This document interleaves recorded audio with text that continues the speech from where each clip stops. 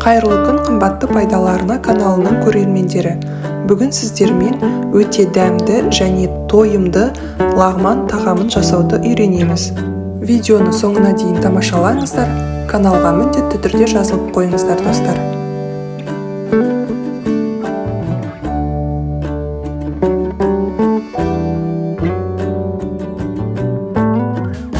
Ең бірінші лағманның нанын дайындаймыз.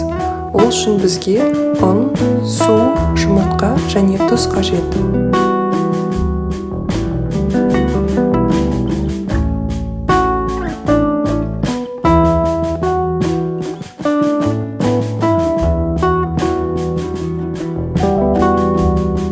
Қамырымыз біркелкі болып біріккеннен кейін ыдыстан шығарып, тегіс үстелдің үстінде видеода көрсетілгендей басамыз. Қолға жабыспайтын өте жұмсақ қамыр иленуі керек. Дайын қамырды 30 минутқа иін қандыруға қойып қоямыз. Бұл уақытта біз лағманның тұздығын дайындаймыз.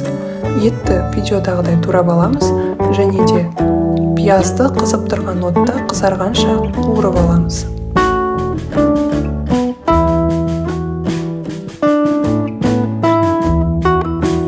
Пиязымыз дайын болғанда үстіне етті салып, тағы да 5 минуттай қуырамыз.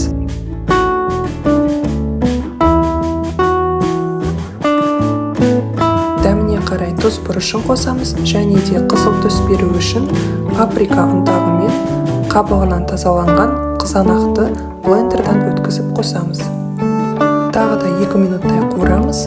Одан кейін үстінен еттің бетін жауып тұратындай қайнаған су құйып, етіміз дайын болғанша баяу отта пісіреміз.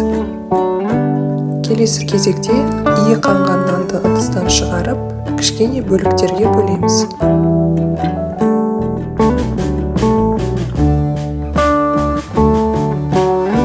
Видеода көрсетілгендей қолдың көмегімен нандарды жіңішке етіп жайып аламыз.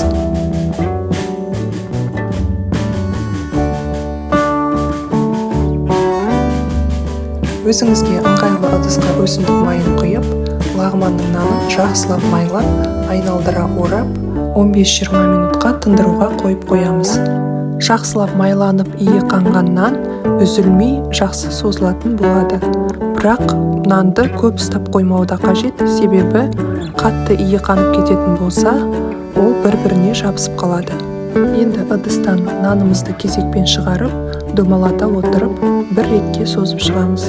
Және бетін нанның тынымына байланысты 7-10 минутқа қапшықпен жауып қоямыз. Бұл аралықта қазанға тұзды молырақ салып, толтыра су құйып, қайнатып қоюды ұмытпау керек. Межелі уақыт өткеннен кейін қапшықты алып тастаймыз және де нанды тағы бір ретке бір жаққа қарай созып шығамыз. Нанның тынымы әркімде әрқалай болуы мүмкін. Сол себепті егерде наныңыз жабысыңқырап тұратын болса, онда екінші ретке ауыстырмай, осы жерден қолыңызға орап, қағып-қағып соза беруге болады. Нанды созу процесінде қолыңызды қосымша майлап отыруға болады. Себебі майыңыз жеткіліксіз болатын болса, басқа нандарды созып болғанша қалғаны жабысып қалуы мүмкін. Енді нанымызды екі қолға кезекпен кезек орап, үстелдің үстіне соғып жіңішкертіп аламыз.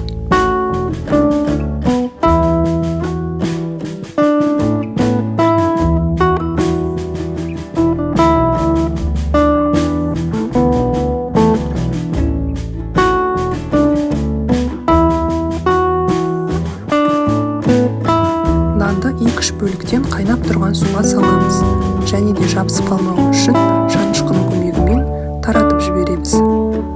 Суыңыз молырақ болатын болса, мен сияқты барлық нанды бір партиямен пісіріп алуға болады.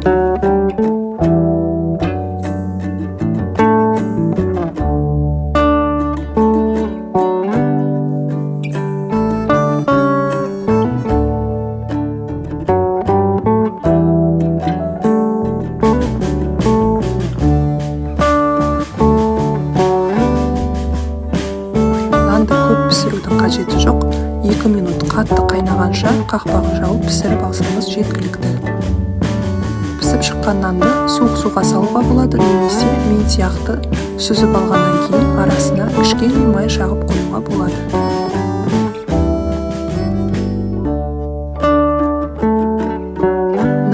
дайын, енді етіміз де пісіп қалды. Сол үшін көкөністерді салуды бастаймыз. Ең алдымен орам жапырақты, сәбізді және шалқанды ұсақтап турап, етіміздің үстінен салып, толықтай піскенше 15-20 минут баяу отта қайнатып аламыз. Үстінен қосымша көкөністердің бетін жауып тұратындай қайнаған су қосамыз. Келесі кезекте ұсақтап туралған сельдерей шөбін лағманның үстінен қосамыз. Бұл лағманға өте ерекше дәм беріп тұрады.